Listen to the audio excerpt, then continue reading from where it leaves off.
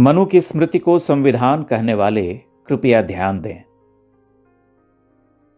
शूद्रो ब्राह्मणतामेति ब्राह्मणश्चैति शूद्रताम क्षत्रियात् जातम् एवं तु विद्याद्वैश्यास्तथैव च।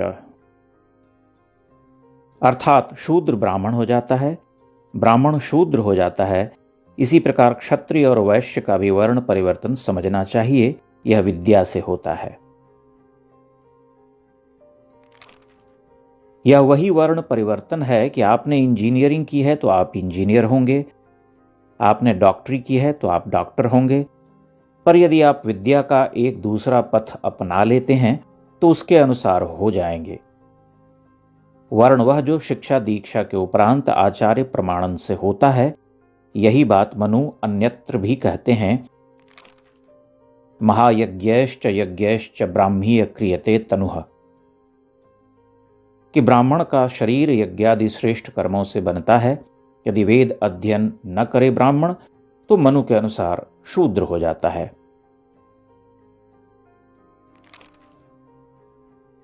यो नधीत्य द्विजो वेदमन्यत्र कुरुते श्रमं सजीवन्नेव शूद्रत्वामाशु गच्छति सान्वयः।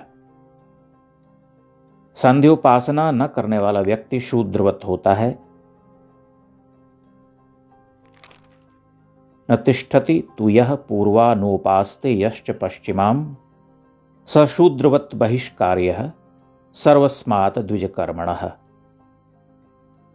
यथोक्त आयु सीमा तक उपनयन में दीक्षित न होने पर द्विज बनने की इच्छा रखने वाले व्यक्ति व्रात्य संज्ञक शूद्र कहलाते हैं। नीचों की संगति से ब्राह्मण शूद्रता को प्राप्त करता है। उत्तमान उत्तमान गच्छन हीनान हीनांश्च वर्जयन ब्राह्मणः श्रेष्ठताम् एति प्रत्यवायेन शूद्रताम्। अतः मनु के तथाकथित संविधान में वर्ण कोई स्थिर बात नहीं है, वह कर्म या गुणों या अध्ययन के हिसाब से बदलता रहता है। यह वही बात है जो शतपथ या ऐतरेय ब्राह्मण भी कहते हैं।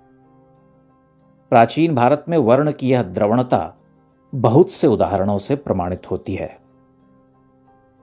फिर प्राचीन भारत के वामपंथी इतिहासकार और विद्वान इतने झूठ क्यों लिख गए? क्या आधुनिक समय में जो संविधान हमने अंगीकृत, अधिनियमित और आत्मार्पित किया है, उसमें हम अपने चुने हुए कर्म के अनुसार जाति बदल सकते हैं? अपने कर्म के अनुसार, अपनी एजुकेशनल बैकग्राउंड के आधार पर करने की कोशिश कीजिए, आप जेल में होंगे। कितनी मजेदार बात है कि रैमसे मैकडॉनल्ड के 16 अगस्त 1932 के कम्युनल अवार्ड को मानने वाले इस देश में कम्युनल या सांप्रदायिक नहीं कहलाते। कितनी मजेदार बात है। इस अवार्ड ने शोषित वर्ग की बात की थी, पर नाम देते हुए भी यह वंशानुगत जातीय सदस्यता की बात कर रहा था। यानी कह क्लास रहा था पर बात कास्ट की कर रहा था। स्वतंत्र होने पर उन्हें अनुसूचित जाति कहा जाने लगा। यानी हमने तो वह पर्दा भी हटा दिया और सीधे जन्म की वही जड़ता स्वीकार कर ली जो वर्ग नाम रखकर भी अंग्रेज शासक प्रतिपादित कर रहे थे। कभी देखा कि अंग्रेजों ने जो दलित वर्ग यानी डिप्रेस्ड क्लासेस नाम दिया, वह कैसे दलित वर्ग से दलित जाति हो गया? और स्वतंत्र भारत ने जिस अनुसूचित जाति शब्द का प्रयोग उचित समझा था, कैसे उसकी जगह अंग्रेजों का दलित शब्द उन्हीं बुद्धिजीवियों ने अपनाना उचित समझा जो गांधी जी के द्वारा प्रयुक्त एक शब्द को अपमान समझते थे। हिंदी साहित्य के पुरोधाओं ने भी दलित विमर्श जारी रखा। अंग्रेजी का विरोध करने वाले अंग्रेजों की विरासत का कितना सम्मान कर रहे थे। अंग्रेजों ने ही अनुसूची बनाई, बाद में उनके सावधि पुनरीक्षण हुए। वे पुनरीक्षण किस कारण थे? क्या मनुस्मृति में रैमसे मैकडॉनल्ड अवार्ड के द्वारा बताई गई या अधिसूचित कोई जातियां हैं जिनका merit, action, occupation, personal quality या अध्ययन के जरिए कोई परिवर्तन ही नहीं हो सका?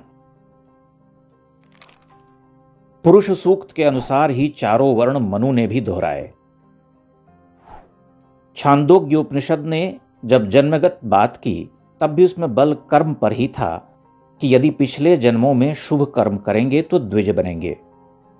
वज्रसूची उपनिषद कहती है कि यदि ब्रह्म को उपलब्ध किया, रियलाइजेशन ऑफ सेल्फ किया, तो द्विज बनेंगे। महाभारत में ऋषि भारद्वाज कहते हैं कोई वर्ण भेद नहीं, यह पूरा विश्व ही ब्रह्म है जो कर्मों के द्वारा विभाजित होता है। विश्व, यह शब्द महत्वपूर्ण है। मनु ने भी जब पुरुष के मुख बाहु उरूप उपज्जानाम 4 वर्ण बताए थे तो भारत के जातीय संदर्भों में, स्थानीय संदर्भों में नहीं कहे थे। वे सर्वस्यास्य तु सर्गस्य, सभी के लिए, सृष्टि के लिए यह कह रहे थे। सज्जनों ने अपने संकीर्ण स्वार्थों के लिए इसका फ्रेम छोटा किया, इसकी नैरो कास्टिंग की उन्होंने, लेकिन मढ़ दिया मनु के ऊपर। मनु की इस पिजन होलिंग के पीछे तर्क क्या था? मनु कौन सा प्रशिक्षण दे रहे इन शोषक द्विजों को कि इंद्रिय संयम रखो, कि विषय त्याग ही श्रेष्ठ है, कि सिद्धि उसी से प्राप्त होती है, कि जितेंद्रिय बनो, कि एक भी इंद्रिय के असंयम से प्रज्ञा हानि होती है, कि पढ़ाई या अग्निहोत्र आदि में अनध्याय यानी न पढ़ने जैसा विकल्प नहीं है, स्वाध्याय करो। इन चीजों से शोषण के संसाधन या कौशल का विकास कैसे होता है? उसके लिए तो भोगवाद चाहिए, बाजार चाहिए और उसकी केंद्रीय वैल्यू के लिए लाभ का अधिकतमीकरण चाहिए। उसके लिए लागतों को, खासकर श्रम लागत का न्यूनतमीकरण चाहिए। बिना कोई मुआवजा दिए उनसे निर्धारित समय में भी ज्यादा काम करवाने की कला चाहिए। बंधुआ मजदूरी, उपनिवेशवाद, चाबुक, स्लेवरी, हिस्टोरिकल स्वेटशॉप्स, प्रतिस्पर्धा, बेईमानी, एकाधिकार, उन जगहों पर पहुंचना जहां सरकारें सुस्त हों और कड़े नियम न हों, टैक्स हेवन, स्वार्थपूर्ण पूंजी संचय, उपभोक्तावाद, वो सब। लेकिन उन सब को भूलकर मनु पर टूट पड़ने की वह अदा क्या स्वयं भारत में क्रांति को भटकाने की कोशिश नहीं थी?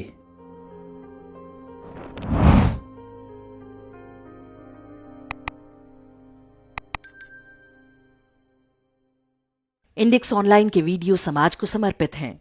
आप इनको डाउनलोड करके जैसे चाहे वैसे प्रयोग कर सकते हैं। चाहे तो आप हमारे टेलीग्राम चैनल से जुड़ सकते हैं, वहां सारे नए पुराने वीडियो आपको मिल जाएंगे।